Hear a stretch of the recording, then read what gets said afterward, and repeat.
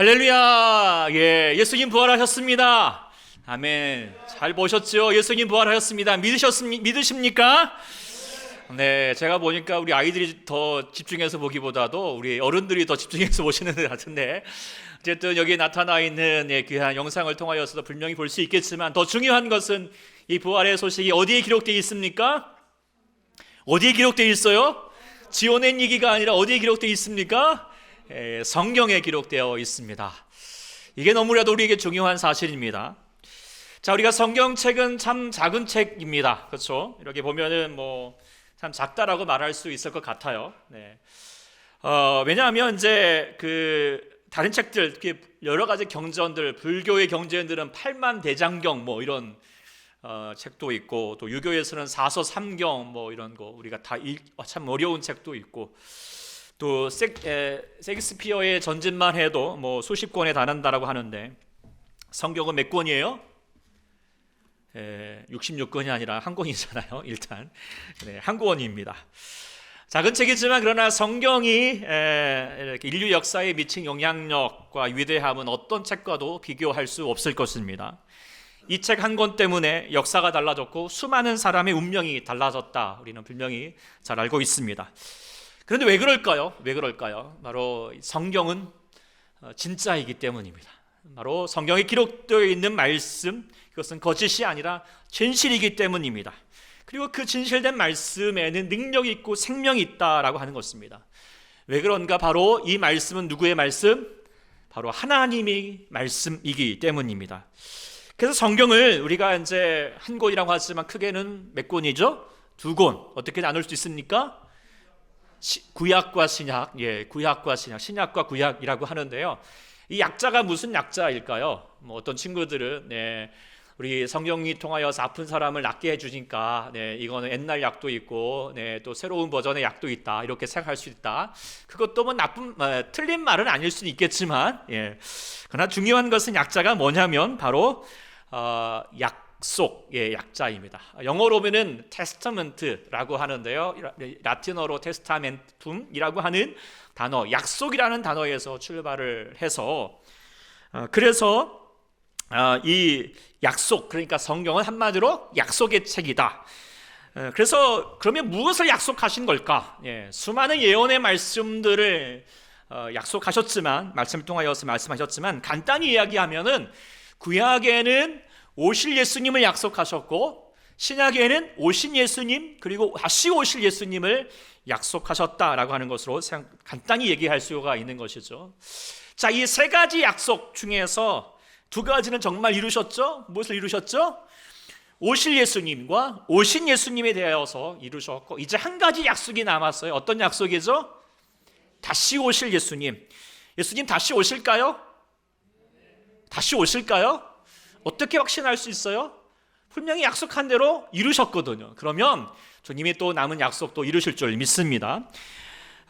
그래서 우리가 다시 한번 오늘 부활절 말씀을 우리가 묵상하게 되는데, 자, 우리가 예수님의 부활, 예수님이 죽으셨다가 다시 살아나셨다라고 하는 사실을 우리가 다시 한번 같이 우리가 믿고 찬양하고 경배하고 있는데, 사실 이거는요, 믿기 쉬운 얘기가 아니에요. 우리 주위에서 일어나는 일들이 아니잖아요. 그런데 그럼에도 불구하고 사실이다라고 이렇게 분명히 말씀드릴 수 있습니다. 여러 가지 많은 증거들이 있습니다. 예를 들어서 먼저는 예수님의 무덤이 지금도 비어 있다라고 하는 것 증거가 되겠고, 또 예수님의 부활을 목격한 사람들이 한두 명도 아니고 수백 명의 사람들이었고, 그들의 진술이 또 일치되고 있고, 또 무엇보다 예수님의 부활, 그 예수님을 부활하신 예수님 만났던 사람들의 삶이 완전히 변화되었거든요. 이것이 예수님이 부활했다라고 하는 여러 가지 증거들, 또 여러 가지 도밖에도 여러 가지가 있겠지만, 여러 가지 증거들이 넘쳐나겠지만, 그 중에서도 가장 강력한 증거가 있다면 그것은 바로 성경 말씀이다라고 이렇게 말씀드리게 됩니다. 오늘 본문에 말하고 계십니다. 그가 여기 계시지 않고 그가 말씀하시는 대로 살아나셨다라고 이렇게 얘기해주고 있는 거예요. 그러니까 말씀하시던 대로 예수님의 부활이 갑작스러운 사건이 아니라는 것입니다. 이미 오래전부터 약속하신 말씀이 이루어진 것이다 라고 그렇게 지금 분명하게 이야기하고 있습니다. 자, 성경에서 이 말씀대로라고 하는 말이 표현이 자주 등장을 합니다. 말씀대로라고 하는 단정이 70번 정도 나오고 또 비슷한 의미까지 합치면 100번 이상이 이렇게 쓰여지게 되는데요. 그런데 그 하나님의 일을 통하여서 우리가 볼 수 있는 중요한 특징이 뭐냐면, 우리 하나님은 깜짝 선물을 한다든지 깜짝 파티를 한다든지 이런 거 잘하는 사람이 있는데, 하여튼 저는 잘 못하고 하나님은 더더욱 잘 못하십니다. 그래서 그냥 예고도 없이 몰래 그냥 갑자기 무엇을 행하시는 분이 아니라는 것을 우리가 알아야 합니다. 그래서 이제 좀 외람되지만 우리 하나님은 입이 싸신 분입니다. 입을 아주 그냥 다 말하십니다. 이게 그냥 제가 하는 말이 아니라 창세기 18장에도 보면은 아브라함에게 소돔과 고모라의 일들에 대해서 다 숨김없이 그냥 다 말해 버리십니다. 그리고 또 민수기에도 아모스에도 분명히 말합니다. 자기의 비밀을 선지자들에게 보이지 않냐고는 결코 행하시지 않는다라고 그렇게 얘기도 하고 계시면서, 그래서 민수기에서 하나님의 특징에 대해서 다음과 같이 읽어보겠습니다. 시작. 하나님은 사람이 아니시니 거짓말을 하지 않으시고 인생이 아니시니 후회가 없으시도다. 어찌 그 말씀하신 바를 행하지 아니하시며 하신 말씀을 실행하지 아니하시리까. 자, 하나님은 거짓말을 하지 못한다. 그리고 또 하나는 뭐냐면 하실 것을 미리 하여튼 잎사귀에 다 말하시고, 또 그 말씀하신 내용을 어떻게 하시겠다? 다 행하신다, 실행하신다 라고 하는 것이 바로 우리 하나님의 특징인 줄 우리가 다시 한번 성경을 통하여서 분명하게 보게 됩니다. 이처럼 우리 하나님은 미리 말씀하시고 또한 말씀하시는 대로 행하시고, 그렇게 행하시는데 무엇보다도 예수님에 대하여서 미리 말씀하셨을까요? 안 하셨을까요? 갑자기 오셨을까요? 아닙니다. 분명히 미리 말씀하시고 또 예수님도 그 말씀대로 이루어 가셨다라고 하는 것을 우리가 분명히 볼 수 있게 됩니다. 특별히 마태복음에서 이것을 많이 강조해 주고 있는데, 예를 들어서 예수님께서 동정녀에서 나실 것을 이미 이사야 선지자를 통하여서 말했고, 그리고 정말로 예수님이 전혀 동정녀의 마리아를 통하여서 태어났지요. 또한 헤롯 왕이 그 2살 아래로 아이들을 다 죽이겠다라고 하는 것도 이미 예레미야를 통하여서 이미 예고하셨던 말씀이었고요. 그 외에도 나사렛이라고 한 곳에서 사실 것에 대해서 이미 선지자로 하신 말씀이었다라고 말하고 있고, 또 더불어서 나사렛을 떠나서 스불론, 납달리, 가버나움에 가시는 것까지도 이미 선지자를 통하여서 말씀하신 내용이었다고 말하고 있고, 또 나아가서 예수님의 비유로 말씀하시는데 그것도 선지자가 말했다라고 얘기하고 있고, 또 나아가서 예수님이 입성하실 때 나귀 새끼를 타시는 것도 선지자를 통하여서 이미 말씀하셨다. 어때요? 정말 입이 가벼우시죠? 네. 다 말해놓고 또 하나님 예수님 어떻게 해요? 그대로 행하셨다라고 하는 것을 우리가 분명히 볼 수 있게 됩니다. 그런데 그 무엇보다도 예수님의 십자가 사건은 무엇보다도 말씀대로 이루어진 사건인 줄 믿습니다. 우리가 지난 금요일에 말씀을 같이 나누었듯이 제자들도 처음에 메시아 되신 정말 우리 예수님이 왜 저렇게 모진 고난과 고통 가운데, 그리고 저주받은 자의 상징이 되는 나무에 달려서 죽으셔야 했는가, 처음에는 그들이 알지 못했고 깨닫지 못했지만 나중에 가서 그들이 깨달았던 것은 뭐예요? 야, 지금까지 예수님이 하셨던 거 보니 그냥 한 게 아니야. 분명히 말씀을 통하여서 이미 하셨던 것을 하셨거든. 그러면 이것도 분명히 말씀하신 대로 하신 거야 라고 성경을 찾아봤어요. 근데 어디가 있었죠? 바로 이사야 53장을 통하여서 예수님이 그렇게 돌아가실 것, 고통 가운데 돌아가실 것을 이미 예언하셨다라고 하는 것도 그들이 깨닫게 되었죠. 그리고 뿐만 아니라 예수님 자신도, 우리 예수님도 하나님의 아들로서 하나님을 닮은 존재이시기 때문에 하나님의 특징에 맞춰서 예수님도 그냥 갑자기 하시는 것보다도 항상 무엇을 행함에 있어서 먼저 말씀하시고 그대로 행하시는 특징을 보여주시거든요. 그 중에서도 십자가 사건도 마찬가지인 거예요. 마태복음 16장에서부터 보면은 내가 앞으로 예루살렘에 올라가서 장로들과 대제사장들과 서기관에게 많은 고난을 받고 죽임을 당할 것이다. 또 17장에서도 죽임을 당할 것이다. 또 20장에서도 내가 색짓질하며 십자가에 못 박히게 될 것이다. 더불어서 26장에서도 십자가에 못 박히기 위해서 팔리게 될 것이다 라고 하셨어요. 그러니까 예수님께서 십자가 사건은 예수님께서 이미 말씀하시고 또 말씀하신 대로 이루어졌다라고 하는 것을 우리가 분명히 볼 수 있게 됩니다. 그러니까 갑자기 얼떨결에 어쩌다 보니까 우연히 이루어지는 사건이 아니라는 것이죠. 그런데 우리가 십자가의 사건을 예고한 말씀들을 쭉 봤지만, 그리고 거기에서 눈치를 채셨겠지만, 예수님이 단지 십자가의 사건만 이야기하지 않으셨죠. 그 뒤에 어떤 말씀도 이야기하셨죠? 십자가에 죽으시고 3일 만에 다시 살아난다 라고 하는 것도 같이 전해주셨다라고 하는 것을 우리가 분명히 볼 수 있게 됩니다. 그러니까 예수님의 부활의 사건도 갑자기 얼떨결에 어쩌다 보니까 우연히 이루어지는 사건이 아니라는 것이죠. 하나님이 말씀하시는 대로, 그리고 이 말씀하셨고 말씀한 대로 이루신 줄 믿습니다. 맞죠? 정말 그렇게 되어갔다는 것을 우리가 분명히 성경을 통하여서 우리가 볼 수 있게 됩니다. 근데 제가 이렇게 성경 말씀을 지겹도록 계속 제시한 이유가 있습니다. 그것은 뭐냐면, 성경에서 아무리 그렇게 말씀을 해놔도 사람들이 그것을 믿지 않은 일들이 많기 때문입니다. 믿지 않은 거예요. 들으려고 하지 않은 거예요. 오늘 본문의 부활 사건은 마찬가지예요. 안식 후 첫날입니다. 그러니까 예수님께서 십자가에 죽으신 지 딱 3일째 되는 날이었죠. 그리고 그 막달라 마리아나 마리아들이 나타나가지고 예수님의 무덤으로 갔어요. 그리고 거기에 막 큰 지진이 나가지고 무덤이 돌이 막 굴러져 있는 것이 있었죠. 그러면 충분히 그래, 예수님이 죽었다가 3일 만에 다시 살아나신다고 말씀하셨으니 정말 살아나셨겠구나 라고, 그렇게 진짜 부활하셨구나 라고 그렇게 충분히 믿을 수 있잖아요. 그런데요, 그게 한두 번도 말씀하신 것도 아니고, 또 한 번도 말씀하신 것 그냥 다 지키셨는데, 그래도 불구하고, 충분히 눈치챌 수 있음에도 불구하고 그들은 여전히 무서워만 하고 있는 거예요. 눈치를 못 채고 있어요. 아니, 여인들만 그런 것이 아니라 제자들도 마찬가지였던 것이죠. 얼마나 답답합니까? 그래서 천사들이 나타났어요. 그러면서 6절 말씀을 하셨는데, 그냥 얌전하게 하신 말씀이 아닌 것 같아요. 제가 생각하기에는 이런 바보 멍충이들아, 도대체 예수님이 얼마나 몇 번이나 너에게 다시 한번 죽으셨다가 살아난다고 말씀하지 않았느냐? 도대체 귓구멍이 막혔느냐? 도대체 예수님 여기 없고 이미 말씀하신 대로 살아났다니까 안 믿기냐고? 그러면 와서 한번 봐보라고. 믿음에 비어있지 않느냐고 라고. 이래도 안 믿을 거냐 이 멍충이들아 라고 하지 않았을까? 이렇게 성경에는 안 나와 있지만 충분히 그럴 수 있을 것 같다라고 하는 생각을 가져보게 됩니다. 그런데 이런 멍충이들이 여인들과 제자들만입니까? 우리들도 마찬가지가 아닐까라는 생각을 가져보게 됩니다. 여러분들은 부활하신 예수님을 믿으십니까? 정말 믿으십니까?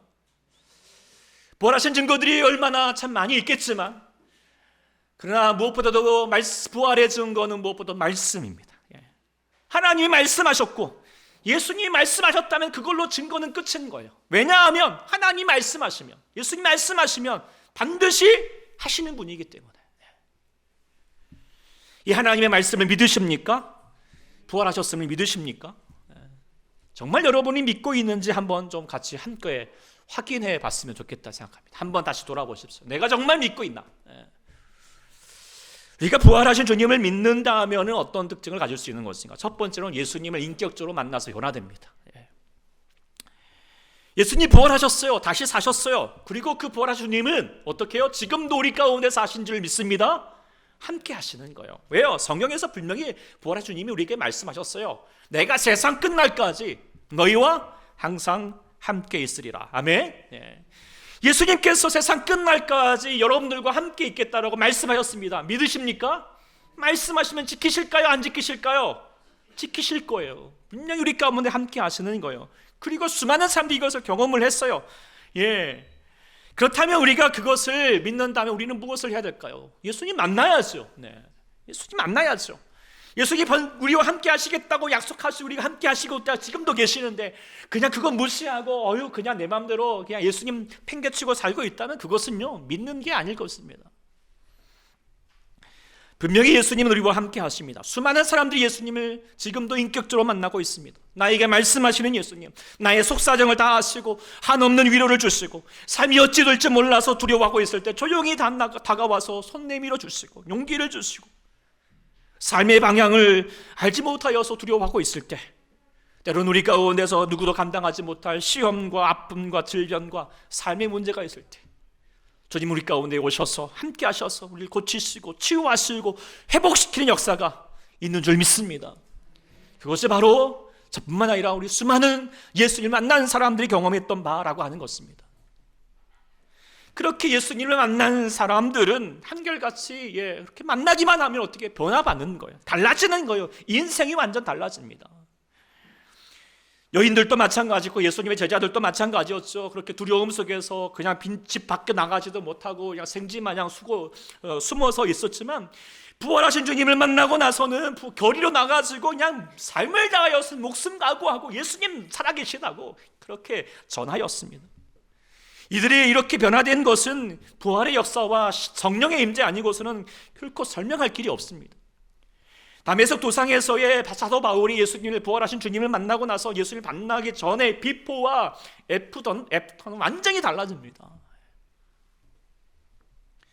그런데 우리가 수십 년을 교회를 다녔습니다. 매년 부활절을 맞아여서 그리고 부활절 예배를 드리고 수없이 예수님이 다시 사셨다고 그리고 십자가에서 죽으셨다고 그리고 다시 사셨다라고 하는 그 말씀들을 듣고 배워서 알고 있지만 근데 왜 우리는 삶의 변화가 되지 않을까요? 왜 그럴까요? 간단합니다. 안 믿으니까요. 지식적으로 머리는 알고 있는지 모르겠지만 실제로는 믿지 않은 거예요. 귓구멍이 막힌 거죠.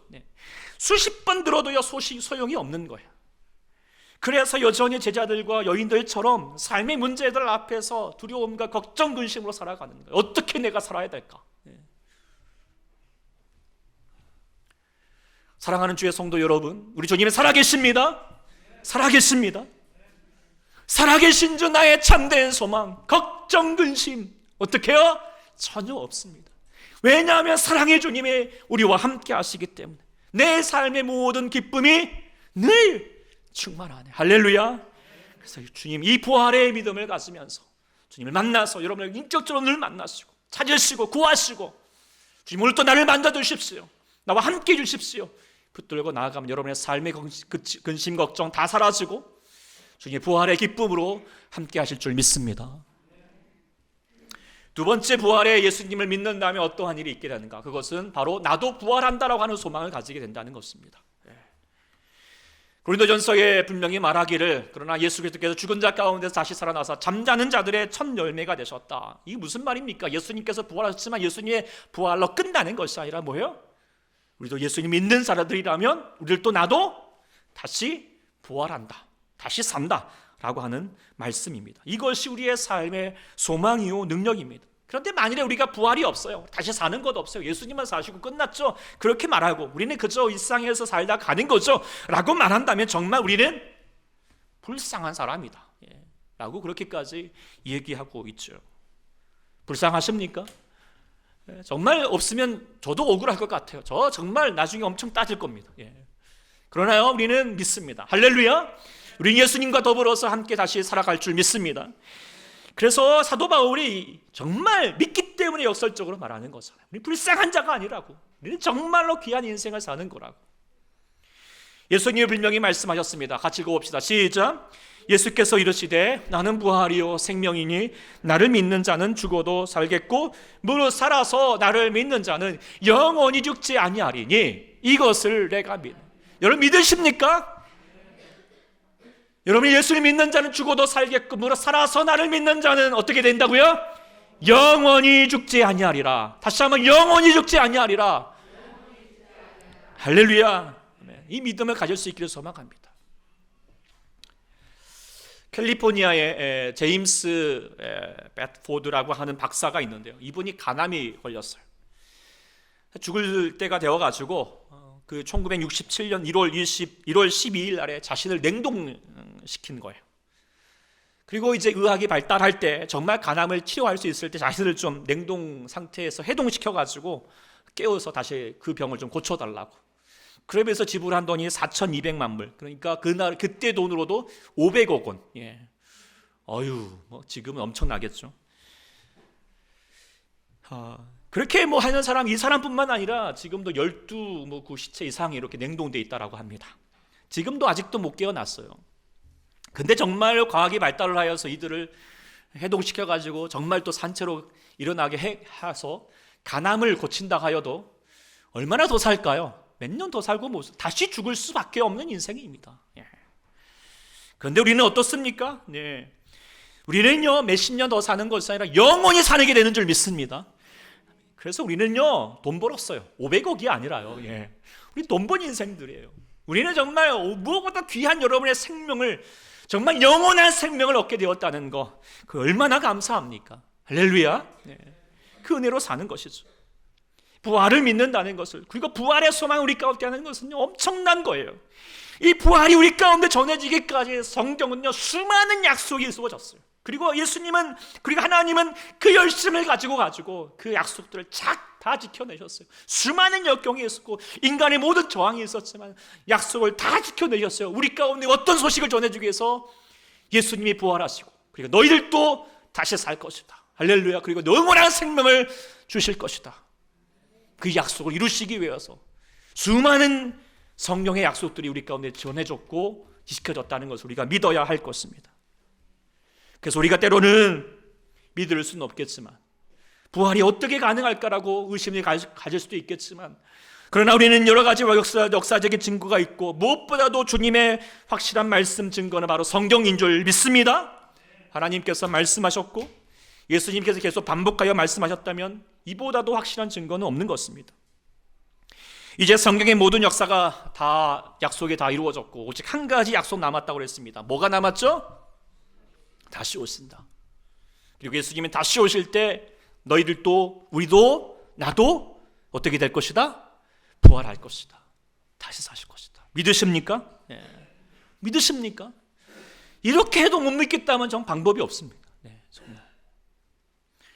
제가도 이제 오늘 아침에 일찍 일어나가지고 설교를 마무리하면서 건실에 있는데, 방에서 이제 아내의 핸드폰이 막 울리더라고요. 그랬더니 갑자기 우리 강아지가 어느 엄마 방 있는, 우리 방 있는 쪽으로 가더니 그냥 막 그렇게 거기서 하염없이 기다리고 있는 거예요. 왜 그런가 했더니, 이 계속 아이라고 이제 표현도 되네요. 하여튼 얘가 몇 번씩 그걸 경험하다 보니까, 핸드폰이 울리면 엄마가 나온다, 이거를 알게 된 거죠. 그러니까 이걸 계속 핸드폰이 울리자마자, 알람이 울리자마자, 온다, 이제 곧 문을 열고 우리 엄마가 오실 것이다 라고 하는 것에 대한 믿음을 갖고 있는 것을 제가 아침에 봤어요. 우리도 강아지보다는 더 잘 믿어야 되지 않을까요? 그렇게 수많은 믿음의 역사들이 있는데, 그리고 우리 가운데 주님이 전해주셨던 이유가 있어요. 왜 그럴까요? 준비하라는 거예요. 강아지도 준비하고 있는데 우리도 준비해야 되지 않을까요? 우리 주님께서 말씀하십니다. 그리고 곧 오시겠다. 그리고 너희들도 함께 부활할 것이다. 할렐루야. 그것을 믿는 저희가 될 수 있기를 소망합니다.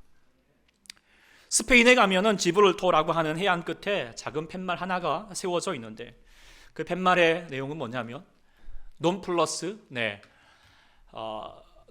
울트라, 이 너머에는 아무것도 없다, 대강 어떤 말이었는지 이해가 되시겠죠? 그래서 여기가 세상의 끝이다 라고 하는 의미를 담은 말을 여기다가 딱 새겨놨어요. 그런데 우리가 잘 알고 있듯이 1492년에 어떠한 일이 있었죠? 바로 크리스토퍼 콜럼버스가 이 스페인에서 출발을 해가지고 저 대양을 끝을 넘어서 새로운 곳을 갔더니 거기는 아무것도 없는 것이 아니라 뭐가 있었죠? 신대륙이 있었다. 그것을 보고 와가지고 사람들에게 전한 거예요. 그랬더니 그 말을 믿고 이제는 논 플러스 울트라가 아니다 그러면서 말하기를, 플러스 울트라, 논 빼버리고 이 너머에는 다른 더 많은 것이 있다. 그리고 이것이 기호가 되어가지고 스페인의 국기에도 이렇게 새겨져 있는 말이 되었다라고 합니다. 그것을 붙들고 스페인의 역사를 이루었다라고 그렇게 얘기를 합니다. 우리도 우리가 예수님이 부활하시기 전에는 세상 사람들이 다 죽음이 끝이라고 생각을 했어요. 이 너머에는 아무것도 없다, 죽음은 끝이지 라고 생각할 수밖에 없었죠. 그런데요, 그래서 죽음을 당하면 슬퍼할 수밖에 없고 절망할 수밖에 없습니다. 그런데 예수님이 부활하심으로 말미암아 죽음의 끝이 아니다라고 하는 것을 분명히 보여주셨어요. 우리 가운데 좀 제시해 주시는 거예요. 그리고 죽음 너머에서는 더 많은 것이 있다, 바로 영원한 생명이 있다, 하나님 나라가 있다라고 하는 것을 분명히 우리 가운데 알려주신 줄 믿습니다. 그렇다면 우리는 부활의 신념으로 살아가야 합니다. 삶의 문제에 허덕이면서 살던 것이 아니라, 아니 정말 세상적인 성공과 재미로만 살다가 죽음으로 끝나면 아유 그래 인생이 그런 거지 라고 그렇게 끝나버리는 저 사람들과 정말 좀 달라도 다르게 살아야 되지 않겠습니까? 예수님을 믿는다면, 예수님의 부활을 믿는다면, 우리가 가는 이 길을, 이 믿음의 길을 세상 사람들이 미련하다고 말하고 있고 조롱한다 할지라도, 온 세상 조롱하여도 우리는 모두 부활하신 주님, 내가 그 주님을 만났다고, 그리고 내가 그 주님을 믿고 나아간다고, 그러면서 오늘 또 우리가 다시 만날 그때를 다시 한번 사모하면서 저 높은 곳을 향하여서 날마다 나아갈 수 있는 부활의 증인이 될 수 있기를 간절히 축원합니다. 기도하겠습니다. 주 하나님 아버지, 예수님 부활하셨습니다. 이것은 그냥 된 것도 아니라, 우연히 된 것도 아니라, 믿을 수 없는 일이 아니라, 무엇보다도 예수님께서, 하나님께서 수천 년 전부터 미리 약속하시고 제정하시고 그것을 분명히 이루셨고, 예수님이 말씀하시고 분명히 이루신 하나의 분명한 사실인 줄 믿습니다. 또 주님의 귀한 말씀 우리 가운데 전해줬는데도 불구하고 우리는 주님의 말씀 믿지 못할 때가 있습니다. 그리고 우리가 주님 지금도 우리 가운데 살아계심에도 불구하고 우리가 그 주님을 만나지 못하여서 세상의 어둠 가운데서, 세상의 여러 가지 많은 근심 걱정 가운데서 다시 한번 걱정하며 살아가고 있는 저희가 아닌가 다시 돌아보게 됩니다. 하나님 아버지, 우리 가운데 부활하신 주님을 믿게 하여 주시옵소서. 그리고 그 부활하신 주님을 만나서 우리의 삶이 하나님 부활하신 주님과 함께 나도 살게 하시고, 다시 한번 붙들게 하시고, 다시 한번 다시 살아날 그 영원한 생명을 붙들고 나가는 저희가 될 수 있도록 붙잡아 주시옵소서. 하나님, 저희는 부족합니다. 성령님께서 우리 사랑하는 종도들 마음 가운데 살아 역사해 주셔서 성령 아버지 그대의 마음을 깨우쳐 주시고 다시 한번 부활의 능력으로 살아갈 수 있는 우리 모두가 될 수 있도록 역사해 주시옵소서. 주님 구하오며 예수님의 이름으로 간절히 기도하옵나이다.